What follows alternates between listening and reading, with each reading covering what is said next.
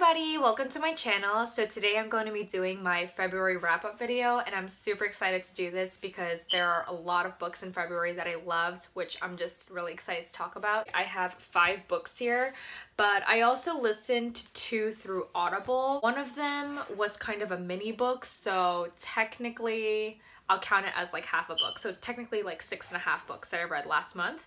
The first book that I have here is called My Not So Perfect Life by Sophie Kinsella, and if you've watched my past videos, I have mentioned Sophie Kinsella a lot. She's one of my favorite authors, and she's the author of the entire Confessions of a Shopaholic series, which is super entertaining. She's just super lighthearted, and I've mentioned this in my past video before too, but I think she does a really good job of verbalizing internal dialogue of the characters, so it just makes it really funny, and there are just a bunch of ridiculous real life situations that happen, and it just makes you laugh. It's about a girl named Katie who just has a regular job, but she doesn't feel like she's anybody extraordinary. She has this seemingly perfect boss named Demeter who, you know, has the perfect house, the perfect kids, the perfect husband, and she's amazing at her job, and everyone is super scared of her. Actually, a lot of people don't like her because they think she's just like not a nice person. And what happens is Katie ends up getting fired from her job, so she goes back to live with her parents, who ends up setting up this entire glamping site. And Katie, because of her past experience in marketing and branding, she ends up basically setting up the entire thing for them. And it turns out like amazing. So this glamping thing becomes really popular. Demeter and her family actually end up coming to the glamping site, and at first Demeter doesn't even recognize Katie because she's originally from the countryside, which means that even the way that she looks, she has naturally curly hair, she has freckles, but when she moved to London originally to get the job, she completely just changed her look because she wanted to fit in, and she had an accent as well, but then she hid it very well at her job. So here at this glamping site, Katie sees Demeter, she starts freaking out. She's like, oh my gosh, I can't let her recognize me. So then, sorry, that's my dog. It's just really funny because in the beginning, Katie kind of messes around with Demeter, trying to get like revenge, but then it ends up happening that Katie sees that Demeter is actually a complete different person from who she thought. It really is a modern book in the sense that it touches upon a lot of things like social media and what social media can portray, how a lot of times it's just not true, and how people can, you know, make it seem like they're happy, but they're really not. It's just a story about friendship, really. This one I would give like a 3 out of 5 stars. It was good, and again, this is Sophie Kinsella's books are long. This one was 434 pages. So yeah, this is my first one. The second one that I read is The Way I Used to Be by Amber Smith. I picked this one up because I heard a lot of reviews about this. It's basically about a girl by the name of Eden, and she gets raped by her brother's best friend before her freshman year of high school. The story is told in 4 parts: her freshman year, her sophomore year, her junior year, and her senior year. It shows how this affects her. It shows you know, her development throughout the story. I don't want to spoil anything, but she doesn't end up telling anybody, so the 4 parts portray how it affects her, what she's thinking, how she's feeling, how it affects her relationships, her friendships, her family dynamic, and it's a really raw and pretty heavy. That's what I would say. It's a pretty heavy read because it's so like realistic, to be honest. It's like a beautiful story that's really raw and powerful, but also really heartbreaking at the same time. It's not an easy read in the sense that, again, it invokes a lot of like emotions, so that's just what I would say about this one, but I did really enjoy it, and I liked how, oh gosh, I don't want to spoil anything. I'm just gonna say it's an open ending. That's which I appreciated, but also I'm sure people who, well, I hope people who've actually read this understand what I'm talking about. That's what I mean by like it's realistic. It navigates the journey of her strength and her realization and her owning up to her story. I would give this one a 4 out of 5 stars. So this one was really good. And this one was quite long too. Oh, I just realized it actually has Discussion questions. Interesting. This one is around 367 pages. So The Way I Used to Be by Amber Smith. The next one I have is I Owe You One, another Sophie Kinsella book. This one, again, if you watch my last video, you'll see that I was super duper excited to read this. Also, I want to correct something that I said in my last video. I had said that I randomly started reading Sophie Kinsella again, and that when I looked it up, this one was the most recent one that she's written in a few years. But there's actually books that she's written, I believe, in 2017 as well. So this is the most recent one, but this isn't the first one that she's written, you know, in a span of a few years. She's written other ones as well. But anyways, I Owe You One is basically, I forgot the character's name, Fixie. So it's a girl named Fixie who basically meets this guy who is like the CEO of his own company at a coffee shop. What happens is he asks her for a favor, and she ends up doing him the favor, and it actually helps him out a lot. So he writes her a little I owe you on a card, and he's basically like, I owe you one huge favor. And she's like, okay, this is weird, but sure, like, you're a stranger, but okay, I'll just take this. And her name isn't actually Fixie.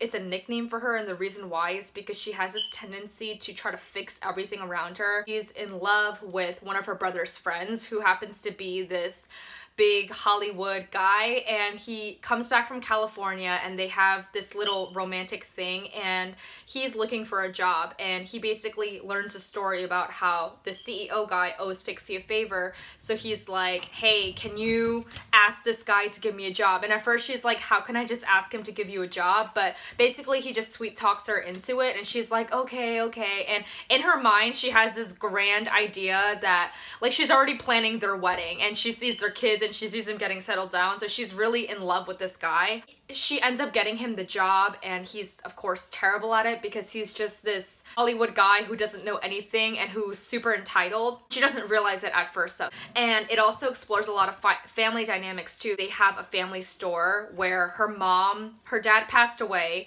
and her mom goes away on vacation. She has an older brother and an older sister who are like amazing people. Like, the older brother is, you know, this big he's getting his master's degree in business or whatever, and he's just super like successful. Her older sister is this model who is just super gorgeous, and Fixie just feels like the normal one, who her like shtick is wanting to fix everything, and everyone kind of just naturally looks to her for that.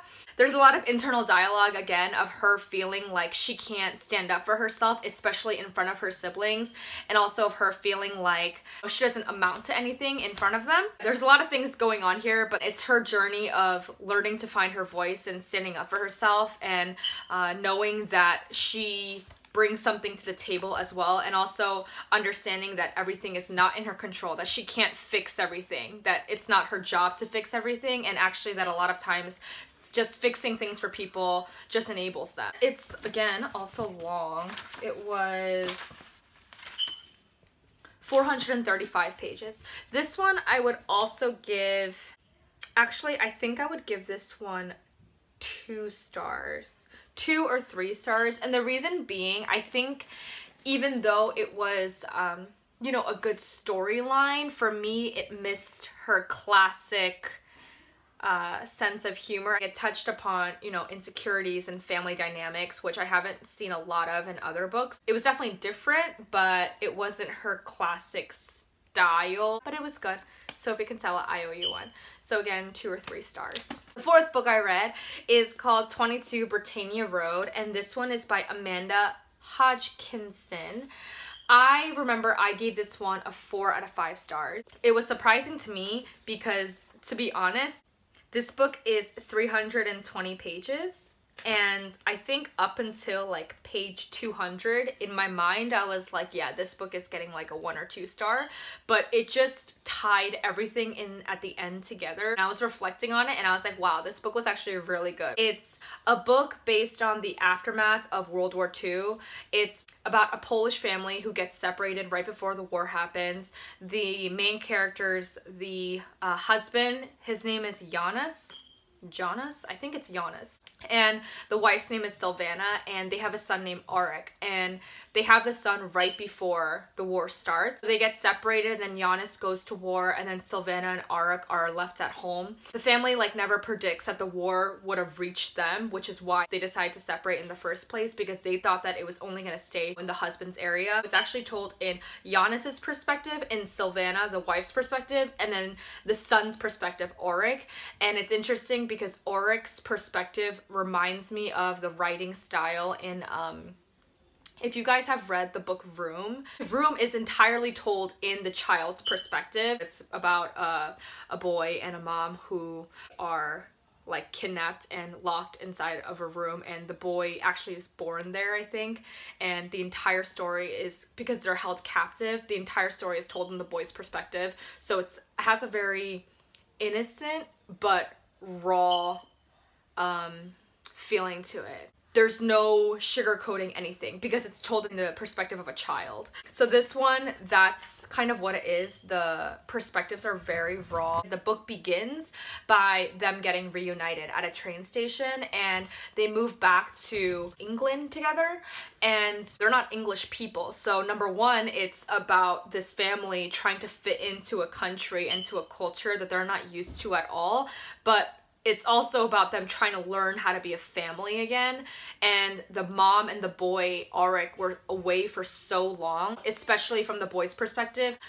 It takes a lot of time and effort to have Auric accept Giannis as his father and to kind of share him with his mom because he's not used to it at all. And again, very raw, very real, and it tells of each of them what happened to them during the war while they were apart, and it's a lot of, honestly, like really horrific things that people have experienced. And a lot of this, I'm sure, I mean, obviously it's a fictional story, but it's crazy to read because I'm sure this happened to a lot of people. In essence, like them learning how to become a family again and learning how to be relational, but also letting to let go of the things that happened to them in the past, because both of them are holding huge secrets that they're keeping from each other. It's really hard for them, so it kind of moves along that, and then in the end, you know, a lot of things come out and it's really hard.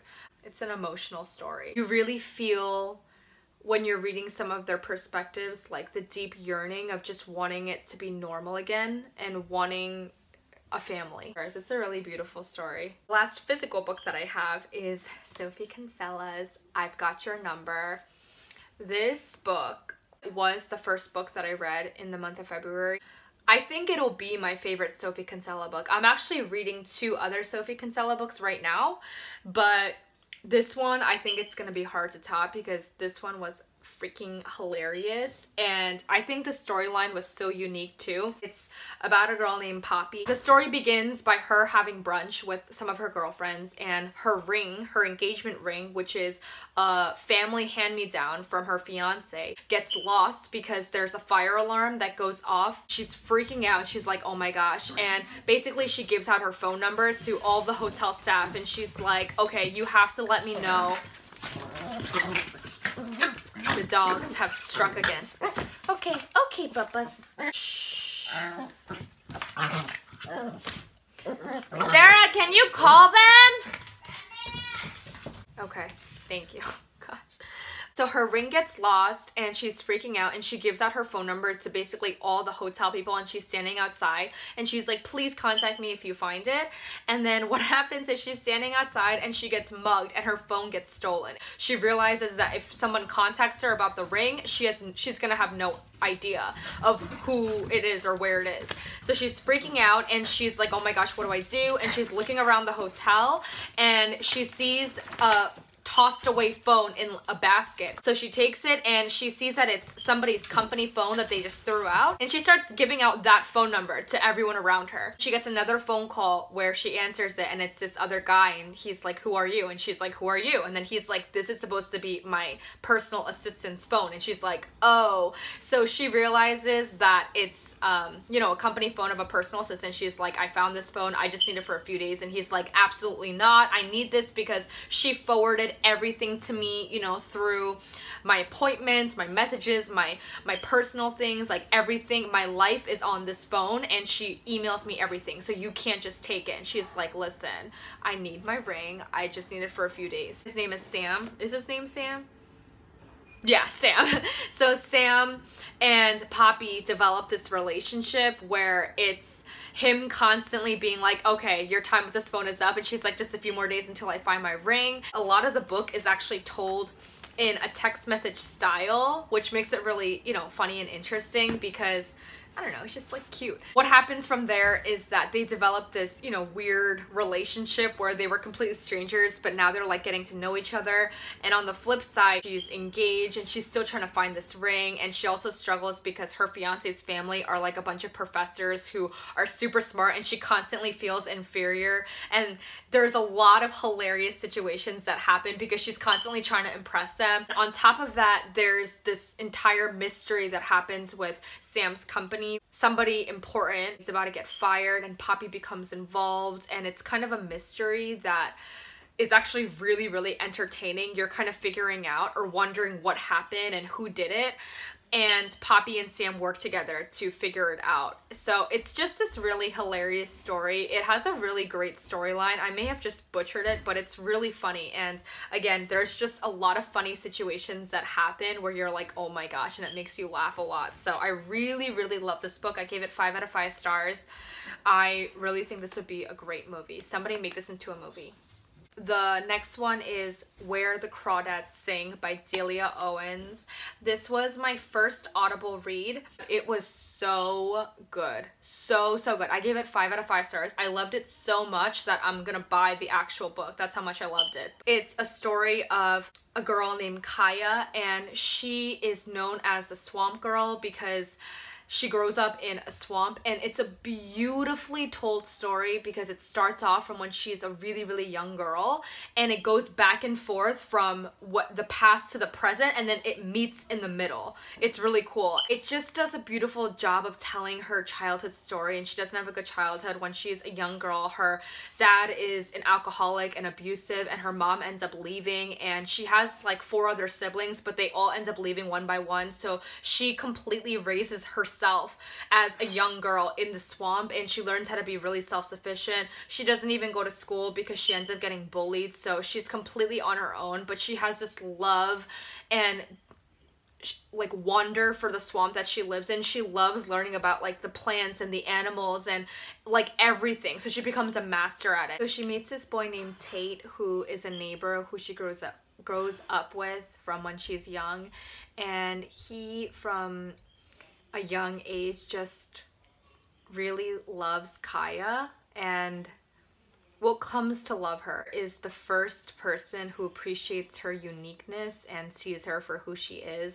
So it's this beautiful love story between them two, and it's also a murder mystery because there's like a town star. He's like the town football star, and he's good looking, and he has, you know, a well-known family, and he's the only son, and his name is Chase Andrews. And the story, it begins with Kaya's childhood with her mom leaving, and then it flips to the future where they're investigating the murder of Chase Andrews, and this is when everyone's older now. So everyone actually comes to suspect Kaya. It has like a thrilling element to it because you really don't know what happened or who did it or why it happened. And again, the timelines, they merge in the middle towards the end of the book, so it's like really cool. I also kept saying swamp, but I meant marsh, to be honest. I don't know if they're the same thing. I don't think they are, or else they would, because they have different names. But she's actually called the Marsh Girl. So yeah, the marsh. She has a love for the marsh, and also it's really sweet because part of the love story between her and Tate is that Tate is the one who teaches her how to read, which I don't know why I just found so beautiful. Maybe it's because of like the love for reading. Also because I listened to the book, it was seriously like a story being told to me, and you know, they have like different character voices, so it was just so beautiful. I would listen to it in my commute to work, and sometimes I would play it just like when I'm sitting at my desk because it was that good. I was like, I need to know what happens. It's just like an amazing story. It keeps you guessing until the end. It really does. It tells it from the detective side and also Tate's side and also Kaya's side. So it not only does the flip between the past and the present, it also does the flip from the different perspectives of different characters, which I love. I think it gives a really full, well-rounded view. I think Delia Owens goes deep into the effect of human isolation and the effect that it has on somebody, and how powerful it is when you have even that one person who you can open up to and can rely on and can share things with. Like, even one person makes a world of difference in somebody's life, and the power of just like of love and what it does to a person. So yeah, I want to read it again. I highly recommend. 5 out of 5 stars. I think this is like the #1 rated book right now on Amazon, and it was also one of Reese Witherspoon's book club picks. Oh, it was such a good book. Where the Crawdads Sing, guys. The second book that I listened to through Audible is called The Lucky Suit. I think I already talked about this one, but basically it's just a mini like love story, really simple, really lighthearted, of a guy and a girl who end up getting set up. It's a cute story. I forgot who it's by. I believe very soon I'm gonna be able to choose my next main listen through Audible, which I'm really excited for. I haven't chosen which book yet, but I hope it's as entertaining as the ones that I was able to listen to, because those were like solid picks. Right now I'm in the midst of juggling, like I'm reading like 4 books at a time right now.